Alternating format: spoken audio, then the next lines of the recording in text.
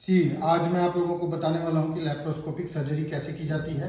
जो दूरबीन द्वारा गॉल ब्लैडर ऑपरेशन होता है उसका बेसिक सेटअप क्या होता है और कैसे स्टार्ट किया जाता है और कैसे जो पोर्ट्स वगैरह हैं वो डाले जाते हैं और उसके बाद ऑपरेशन की शुरुआत होती है। जैसे ये सारे इंस्ट्रूमेंट्स हैं जो कि यूज़ होते हैं, तो आपको मैं एक एक करके स्टेप बाय स्टेप बताता हूँ।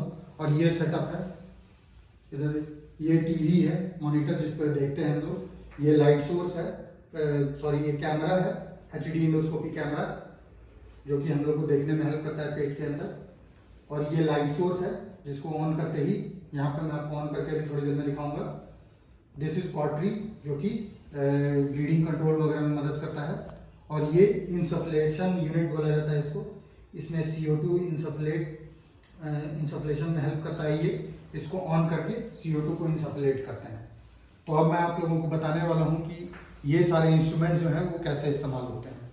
तो आप मान के चलिए कि इधर पेशेंट का हेड होता है तकिए के साइड में, जो इधर हेड है, और पेशेंट का पैर इधर होता है। तो आप मान के चलिए कि जैसे मैं अभी खड़ा हूँ तो मैं अपने शरीर को बताने की कोशिश करूँगा कि कैसे पोर्ट्स को डाला जाता है।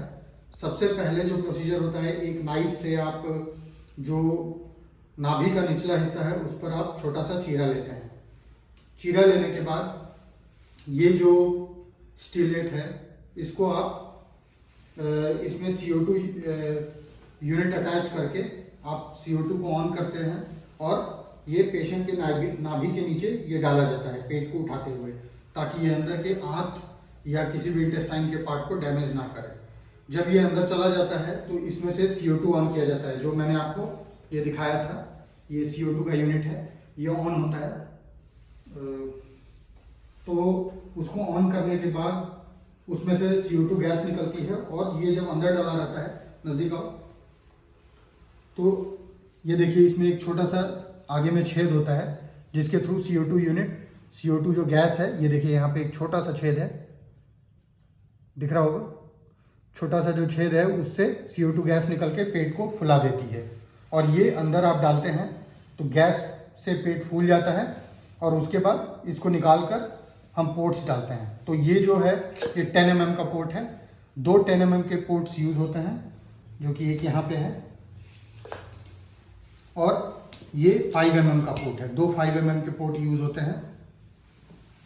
बेसिकली इसको क्या करते हैं, जब एक बार जब गैप बन गया, आपने ये कर दिया, तो उसके बाद आप 10 mm के पोर्ट को डालते हैं। 10 mm के पोर्ट को डालने के लिए ये इसका स्टिलेट है और ये इस तरह से एंटर होता है इसमें। इसको थंब के हेल्प से आप नाभि के नीचे जहां पे आपने गैप बनाया था उसमें से आप, ये शार्प है, एक ब्लंट टाइप का भी आता है जो कि डैमेज होने से बचाता है, तो पेट को आप उठाते हुए ये अंदर डालते हैं। जब आप ये अंदर डालते हैं उसके बाद इसमें से ये स्टिलेट को आउट कर लिया जाता है और जो ये CO2 का ये पाइपलाइन है ये इसमें अटैच कर दिया जाता है, ताकि वो इंसफलेशन या जो फूलना है पेट का मेंटेन रहे।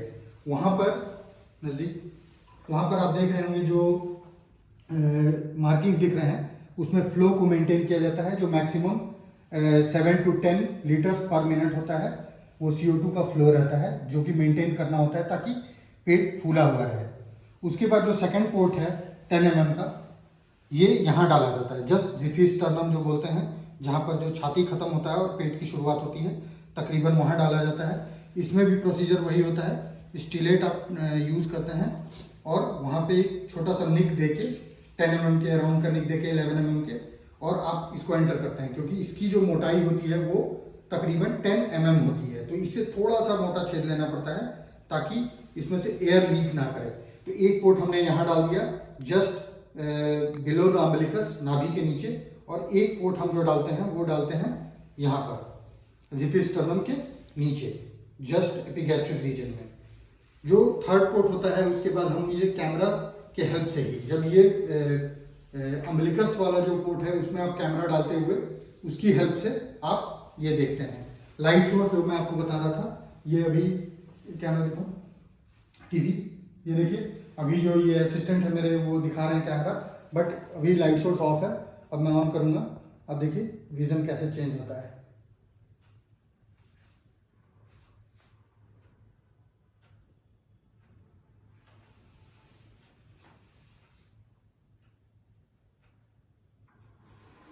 अभी देखिए ये लाइट सोर्स ऑन हो गया, तो कंपैरेटिवली जैसे ये मैं गॉस फोकस करके आपको दिखा रहा हूँ, इसके वाइट बैलेंस को कर लिया जाता है और ये ऑन हो गया। उसके बाद हमने जो बताया था वो जिफी स्टर्नम का पोर्ट बनाया आपने।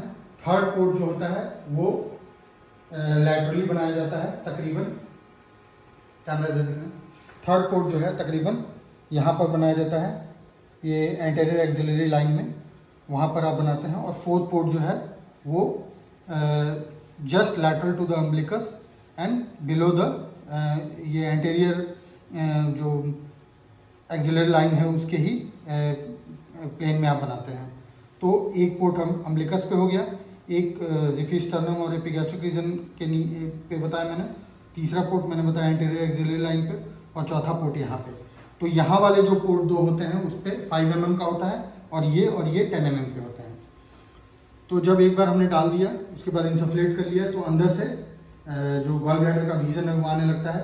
हम देखते हैं कि बेसिकली गॉल ब्लैडर जो है वो काफ़ी आंतों से चिपका हुआ तो नहीं है, लिवर से ज़्यादा चिपका हुआ तो नहीं है, फैट स्टैंडिंग कैसी है उसकी, क्रोनिक कोलिसिस्टाइटिस वगैरह में काफ़ी ज़्यादा चिपका हुआ होता है। तो बहुत ही रेयर केसेस में हम लोग को जो लैप्रोस्कोपिक कोलिसिस्टेक्टमी होती है, जो कि दूरबीन के विधि के द्वारा जो गॉल ब्लैडर निकालने का ऑपरेशन होता है, उसको बहुत ही रेयर और कुछ केसेस में for the safety of the patient and for the ease of the surgeon उसको ओपन करना पड़ता है, चीरा भी देना पड़ सकता है।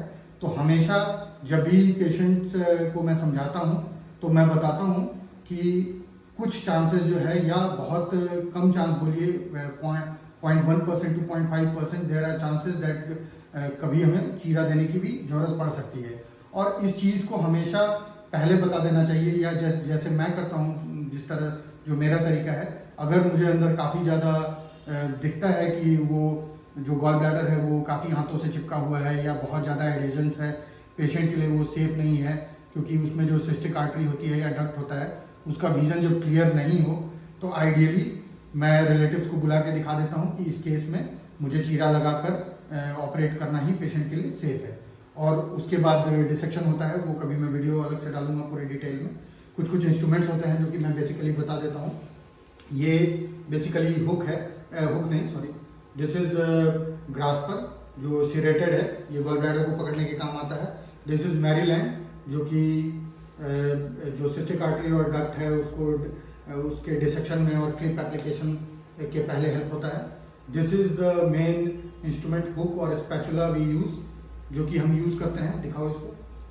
जो ये हुक है ये डिसेक्शन में काम आता है, गॉल ब्लैडर को लिवर बेड से डिसेक्ट करने के लिए। ये आप देख रहे हैं कि हुक जैसा है, ये हॉकी स्टिक जैसा। और ये सारे डिफरेंट टाइप्स के कैच करने के लिए डिफरेंट टाइप्स के ये इंस्ट्रूमेंट्स हैं, ताकि आप गॉल ब्लैडर को अच्छी तरह से पकड़ सकें। This is another Maryland and this is serrated, और you can say that hold करने के लिए गॉल ब्लैडर को होता है। उसके बाद ऑपरेशन में गॉल ब्लैडर को सेफली जब निकाला जाता है तो यूजुअली हम उसको एपिगैस्ट्रिक पोर्ट से निकाल लेते हैं।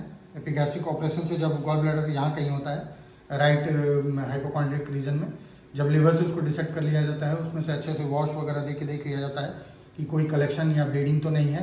सारी तरह से सर्जरी से जब आप सेटिस्फाई हो जाते हैं तो एपिगैस्ट्रिक पोर्ट जो मैंने बताया था तकरीबन यहाँ कहीं होता है, तो यहाँ से गॉल ब्लैडर को सेफली निकाल लिया जाता है। और मुश्किल से एक आध टाँके यहाँ पर और यहाँ पर लगते हैं, और इसमें एक टाँके, वो ऑपरेशन ख़त्म होने के बाद उसको सिल दिया जाता है और गॉल ब्लैडर को जांच के लिए भेजा जाता है। कई जो पेशेंट्स हैं या डॉक्टर हैं वो गॉल ब्लैडर को जांच के लिए नहीं भेजते हैं, तो मेरा रिक्वेस्ट है आप सभी से कि उसको जांच के लिए ज़रूर भेजें, क्योंकि उसमें समझ में आ जाएगी उसमें कोई कैंसरस चेंजेस वगैरह तो नहीं है, जिसकी संभावना काफ़ी कम होती है, क्योंकि ऑपरेशन से जो पहले जांच होते हैं उसमें यही चेक किया जाता है कि उसमें कोई कैंसर की संभावना वगैरह तो नहीं है, क्योंकि उसका लाइन ऑफ ट्रीटमेंट बिल्कुल अलग होता है। तो इसीलिए आप पहले उसकी जांच अवश्य करवा लें एक बार जब गॉल ब्लैडर निकल जाए। तो हिस्टोपैथोलॉजिकल उसको टेस्ट बोलते हैं, जांच बोलते हैं, एग्जामिनेशन।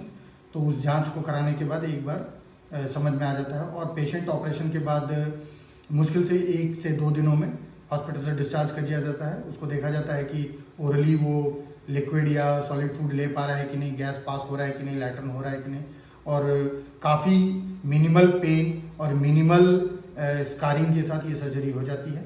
और जब भी मैं अभी नेक्स्ट वीडियो को डालूंगा तो गॉल ब्लैडर के ऑपरेशन का अंदर से ऑपरेशन कैसे होता है उसको मैं आप लोगों को डिटेल में डालूंगा। Thank you.